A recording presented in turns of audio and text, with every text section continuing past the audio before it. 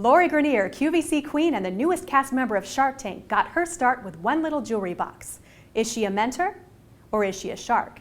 This is Media Beat. Look, things change. Anyone with a camera and a computer now is they a good always idea. pay attention to What's the where user they value? are. We evolved. Let's talk about your first big break as an inventor. What was the product? It was an earring organizer that held pierced or clip-on earrings. It held 100 pair. It was about this big, and it was really cool. It was sliding earring stands where you could see all of your earrings hanging. And you have how many products now? Well, I've launched in the last 16 years 400 new products, and I have 115 patents. People going through this now have a lot of options. You have fundraising sites like Kickstarter, you have little online marketplaces like Etsy. Do you recommend that people use these to sort of test out their products? I think a lot of people don't trust their gut enough. I think a lot of people want somebody to hold their hand through the process. And really, that's not the best way. There's no special formula that's right for every single person. You have to decide, do you like Kickstarter? Do you feel that's right for you? Or, you know, people have other ways in which to do things. So I think it's know your options and then pick what feels right and will work with you. What other advice do you have for startups?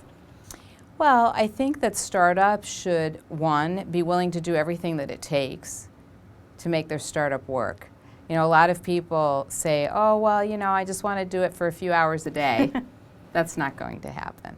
If you want to start your own business, you really need to put in the time and the dedication, and that means 24/7 if need be. Every inventor thinks they have the best thing in the world. It's just a given. I've never met one that doesn't think their idea is the best thing.